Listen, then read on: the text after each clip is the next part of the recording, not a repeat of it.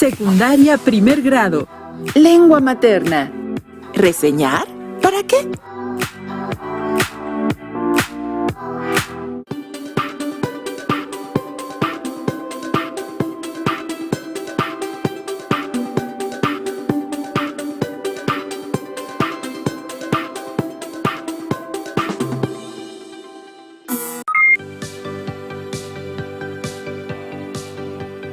Bienvenidas y bienvenidos a otra sesión de la estrategia Aprende en Casa 2. Es un placer poder estar con ustedes. Soy la profesora Lizeth Díaz y los saludo con mucho gusto. Aprovecho la ocasión para recordar que a sus hábitos de estudio sumen buenos hábitos de higiene y de alimentación y que procuren realizar actividad física diariamente. Recuerden que la salud, como la educación, es responsabilidad de todos. Esta sesión se titula Reseñar ¿para qué? Y estará dedicada a desarrollar el aprendizaje esperado. Participa en la presentación pública de libros. En específico, abordaremos cómo identificar funciones de reseñas de libros. Los materiales que vamos a necesitar para esta sesión son cuaderno, lápiz o pluma para que puedan tomar notas. También podría ayudarles tener a la mano su libro de texto de lengua materna. Compartir impresiones y hacer una crítica de textos diversos es una práctica común en el ámbito académico. Los textos, por lo que se suelen compartir, se llaman reseñas. ¿Ustedes saben qué son? ¿Qué tipos hay? ¿Cuál es el tipo de información que presentan?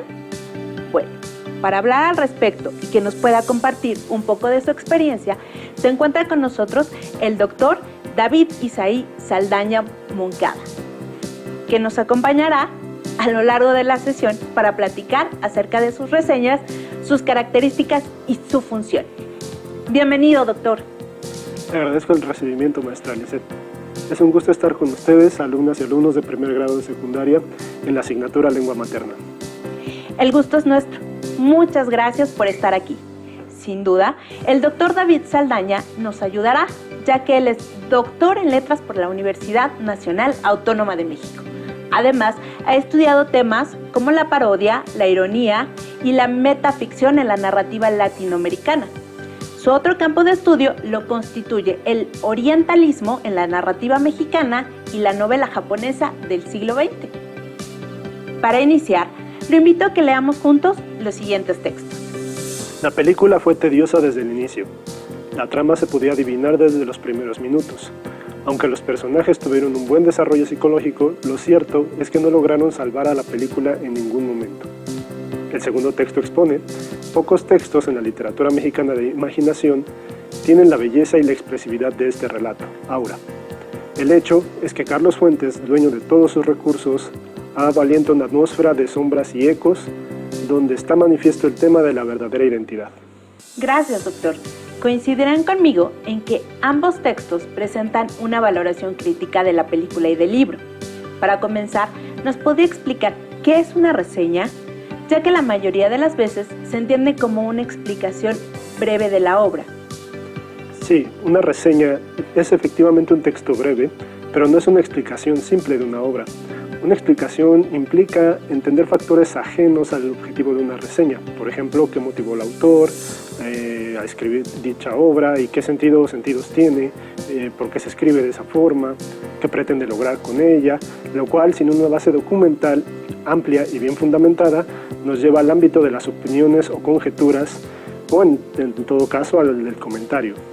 Una reseña busca dar un panorama crítico de una obra al lector, es decir, no es un resumen, en tanto no solo presenta los puntos importantes, sino que busca presentar un punto de vista crítico y fundamentado sobre el texto en cuestión.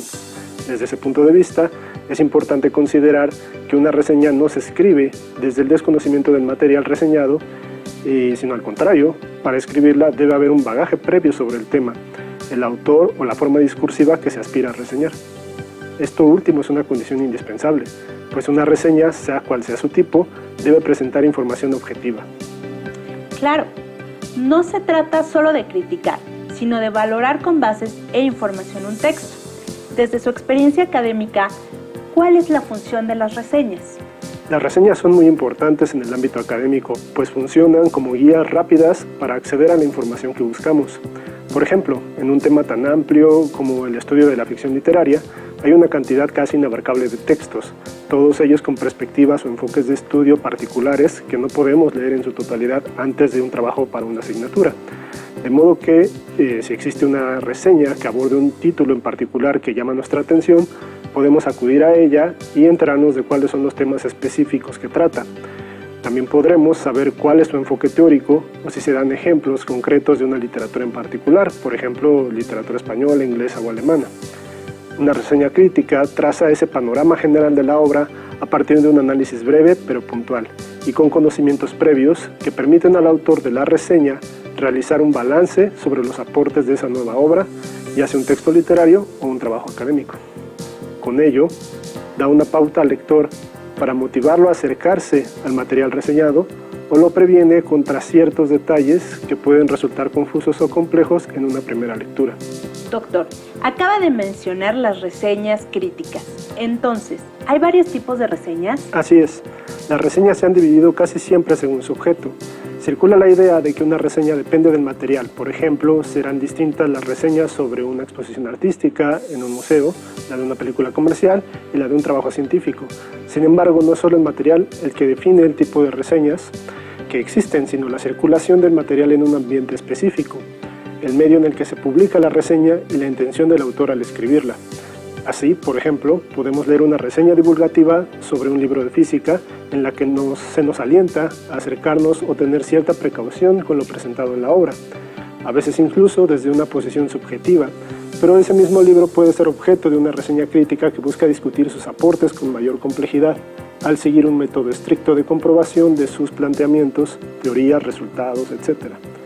En ese sentido, tendríamos dos tipos generales más allá del objeto reseñado, la divulgativa y la crítica. Ambas son válidas, pero es importante identificarlas para entender qué perspectiva es la que ofrecen a los lectores. Ya nos explicó algunas características de las reseñas. Ahora, ¿nos podría decir cuál es la diferencia entre la reseña, el abstract o el resumen? Sí, como ya mencionamos, hay dos aspectos que la distinguen del resumen. El primero es la idea de la motivación lectora. Un resumen o un abstract, como se le conoce en inglés, está enfocado en sintetizar el texto. No necesariamente nos debe llevar a la lectura con base en una opinión fundamentada, sino indirectamente presentando los contenidos de manera objetiva y concreta. Esto sucede en el nivel divulgativo, donde resumen y reseña tienden a confundirse en ese ánimo por informar. No obstante, las diferencias se vuelven más claras con las reseñas críticas. La cantidad de información que tiene el reseñista, el conocimiento de la obra que está analizando, así como su opinión estructurada, producen un texto breve, pero mucho más complejo y profundo que un resumen. Por ejemplo, como los que aparecen en las contraportadas de los libros, que incluso tienden a perderse al tratar de presentar todos los temas abordados. A lo largo de su formación académica, los alumnos leen tanto textos científicos como literarios. Ambos tipos de reseñas tienen la misma estructura si se trata de un texto literario o de uno científico, o hay algunos elementos que cambian. Si atendemos a las reseñas divulgativas, la estructura no cambia, pues, como decíamos, buscan motivar la lectura o prevenir sobre detalles de los textos. En relación con las reseñas críticas, la estructura sí puede cambiar, porque una obra literaria no sigue el mismo desarrollo que un texto científico. Esto es más evidente cuando se hace un balance sobre los resultados de un estudio académico, pues una obra literaria no posee resultados, en todo caso, plantea puntos de vista o aporta modelos de comprensión que muchas veces no responden a los parámetros de comprobación científica. Si bien comparten un nivel conceptual en el que se pueden comparar las ideas detrás de cada tipo de texto, estas dialogan de forma distinta con su tradición, es decir, que las obras literarias no responden a la verificación de resultados o métodos de textos anteriores y por lo tanto el reseñista debe situar ambos tipos de texto y mostrar sus particularidades en la propia estructura de la reseña. Por eso es importante que alumnas y alumnos determinen qué tipo de texto es el que van a reseñar. Una vez que ya lo identificaron, ¿qué información se puede incluir en las reseñas? La información debe estar completamente relacionada con el texto o el material reseñado.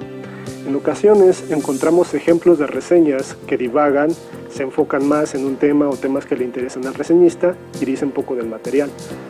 Esto representa una forma de escritura poco crítica que habla más de las obsesiones del reseñista que de los textos, y es común encontrarla sobre todo en el nivel divulgativo, pues esta apertura a las opiniones o comentarios subjetivos dan pie a que se desvíe la atención del libro en cuestión. Una reseña debe buscar presentar información pertinente que enriquezca la visión del lector, no exclusivamente sobre el tema tratado en el material, sino también sobre el punto de vista o enfoque teórico del autor, sobre sus procedimientos o su estilo. Esto es importante por lo que mencionamos respecto del diálogo entre los textos nuevos y sus precedentes. Solo a partir de un equilibrio entre opiniones, información previa e información extraída del material reseñado se puede lograr una reseña crítica. Además de la información que nos acaba de mencionar, ¿es importante que los alumnos incluyan los datos del autor? ¿Por qué se mencionan? ¿Cuáles serían los datos más cruciales? Sí, es muy importante, pues nos ayuda a situar al autor y al propio texto, sobre todo en el caso de reseñas de obras literarias. No se trata, como decíamos, de retomar toda la información vital del autor, lo que sería caer en divagaciones, sino de seleccionar los datos más relevantes en relación con el texto reseñado. Por ejemplo, en el caso de un texto literario, es muy importante saber si hay títulos bien aceptados por la crítica antes del texto actual, en qué tipo de géneros ha incursionado el autor, si hay temas recurrentes en su obra, etc.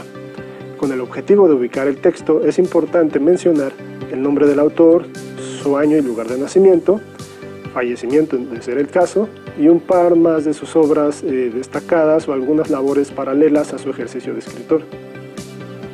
¿Cuál considera que son las principales dificultades para lograr un balance entre la información tomada del libro y la que proporciona el autor de la reseña?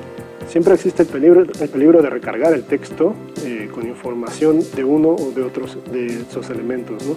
En ese sentido, el problema de la redacción de la reseña va de la mano con la importancia de la obra, con las nuevas perspectivas que presenta. En ocasiones encontramos reseñas que tratan un libro de análisis literario, por ejemplo, y son libros de estudiosos renombrados, por lo cual es fácil centrarse en la trayectoria del autor y dejar un poco de lado al libro, y casi por extensión de la obra se asume que es bueno, es excelente.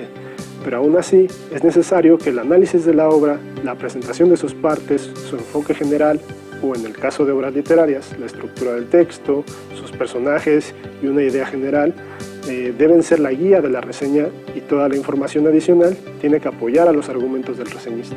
Un asunto que los maestros observamos de forma constante es cómo los estudiantes podrían reflejar la estructura de la obra original en su reseña. Uno de los elementos que podríamos enlazar con la respuesta anterior, hablando del balance, tiene que ver con la comprensión lectora del autor de una reseña. Es decir, que lo que entendemos de la obra original será siempre el contenido de nuestra reseña, y de esa comprensión depende la presentación final. Así, un buen ejercicio de lectura que ubica al texto y al autor en su dimensión histórica, que busca entender los temas centrales del texto literario, así como su estructura y personajes, nos aporta pautas, aspectos que al final pueden constituir la estructura de una reseña.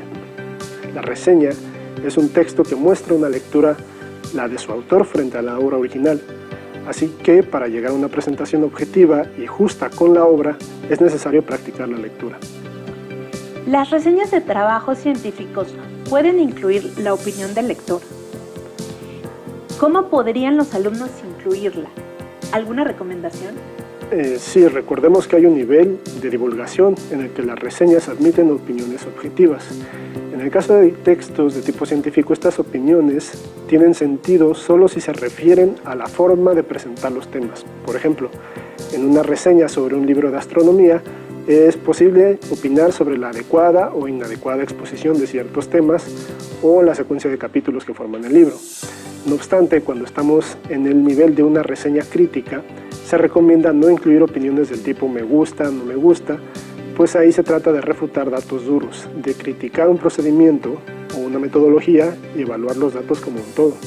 No debe haber espacio para lo subjetivo, sobre todo si no está fundamentado, pues no aporta nada al lector de la reseña. Para los alumnos puede ser complicado redactar una reseña.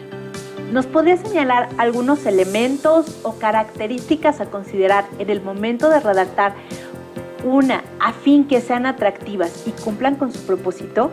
Por supuesto, quizás la primera recomendación es que reseñen una obra de su interés, que no vayan directamente a textos complejos, sino que comiencen con algo que les gusta, que sea fácil analizarlo y presentarlo. El reto de esa recomendación no es el análisis en sí, sino poner a prueba su objetividad. Cuando la obra original es un texto que nos gusta, fácilmente podemos alabarla, incluso resaltar sus aspectos más allá de lo que realmente posee.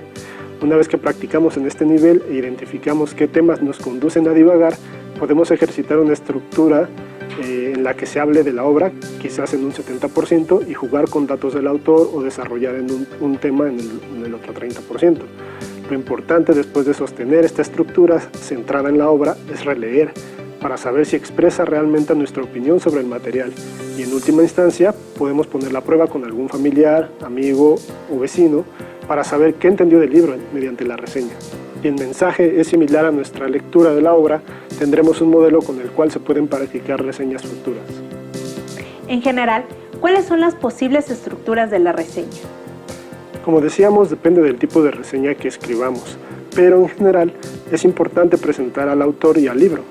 Posteriormente se puede contextualizar a la obra brevemente, mencionar libros o estudios previos, de modo que se nos facilite abordar los temas más relevantes. En el caso de las reseñas divulgativas, tras el análisis de temas relevantes, se suele incluir una opinión que motive al lector a acercarse a la obra o que resuma los aspectos con los que se debe tener cuidado. Estas secciones además pueden variar según el estilo del reseñista, pues el formato es un poco más libre. Cuando trabajamos en una reseña crítica, la estructura no puede ser tan libre. Aun si se trata de una reseña literaria, debe mantener la presentación general del autor, obra, contexto, temas y estructura y un cierre valorativo. Si redactamos reseñas sobre trabajos académicos y científicos, la estructura puede enriquecerse al discutir temas y estructura propia de la obra original, así como otros aspectos. Por ejemplo, en lugar de pensar en los temas aislados, se deben presentar los objetivos del estudio reseñado, su enfoque teórico y los conceptos que utiliza. Al pensar en la estructura de la obra, incluimos aspectos metodológicos, como cuáles son sus argumentos, cómo presenta sus datos o qué tipo de evidencias incluye, y para finalizar, se puede comentar cuáles son sus aportes en relación con estudios previos a fin de dar un panorama global. Cada texto tiene su propia complejidad, y según el tipo de reseña que nos proponemos escribir, debemos transmitir esa complejidad. ¿De qué factores depende la extensión de una reseña? Justamente de la complejidad del texto.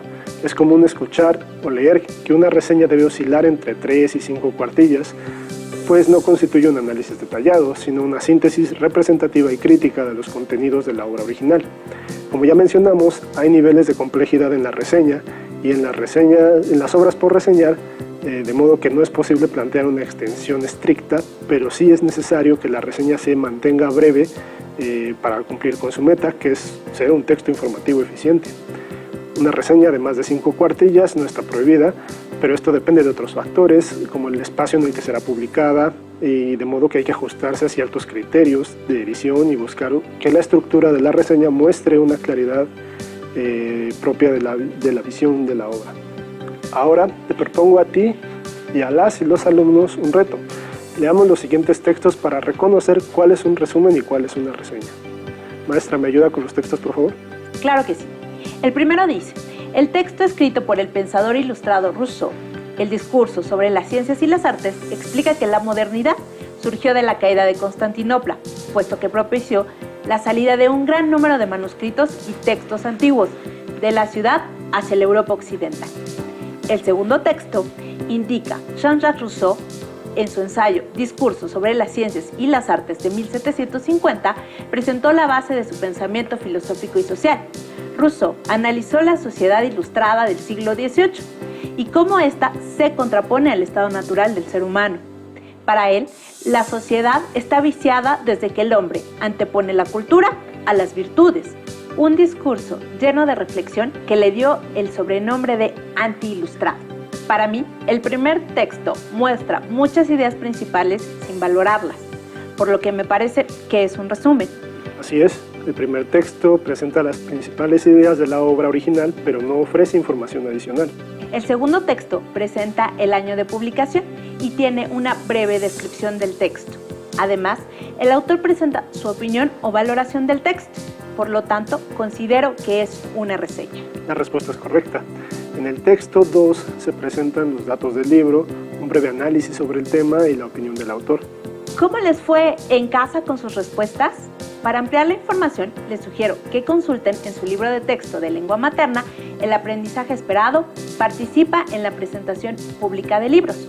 Ubiquen la sección dedicada a identificar funciones de reseñas de libros y realicen las actividades que ahí encuentren. Finalmente, ¿cuál considera usted que es la importancia de leer y escribir reseñas? Tras esta exposición, podemos percibir que las reseñas cumplen con una función muy relevante como guías para los lectores especializados y los no especializados, que abordan todo tipo de materiales, desde películas, exposiciones, libros y series de televisión, hasta obras que pueden ser consideradas como grandes muestras de literatura en todo tipo de lenguas y trabajos serios y bien fundamentados de ámbitos científicos como las neurociencias, topología o incluso física cuántica. Los reseñistas realizan una labor valiosa al comprometer su lectura y punto de vista en una valoración del trabajo de sus colegas, de modo que es importante considerar la seriedad de estos textos incluso como modelos de práctica de escritura ética. En un nivel más sencillo, las reseñas son herramientas muy útiles para conocer más sobre todo tipo de libros y temas.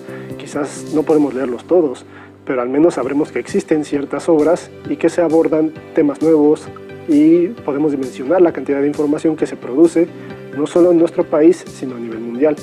En última instancia, podemos formar poco a poco nuestra opinión y conocimiento sobre temas que nos interesan y así evitar caer en el comentario fácil y sin fundamento. Perfecto, ya tienen, alumnas y alumnos, consejos de un experto. El tiempo se nos pasó volando, es momento de despedirnos. Le agradezco, doctor David, por su tiempo. Fue un placer haber conversado con usted. Al contrario, estuve muy a gusto conversando con ustedes. Me despido de las alumnas y alumnos. Muchas gracias. Listo, terminamos, pero aún nos queda mucho por explorar y descubrir. Así que nos vemos pronto aquí en Aprende en Casa 2. Hasta la próxima. Si tienes dudas o necesitas ayuda, llama al Centro de Apoyo Pedagógico a Distancia. El número de teléfono para secundaria es el 55 36 01 71 23. Si requieres consultar los libros de texto en versión digital, recuerda que los puedes encontrar en la página conalitech.cep.gov.mx.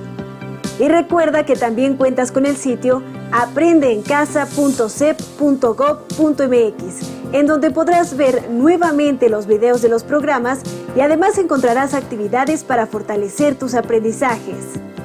También te invitamos a que consultes las plataformas nuevaescuelamexicana.cep.gov.mx y tripulantes.cep.gov.mx.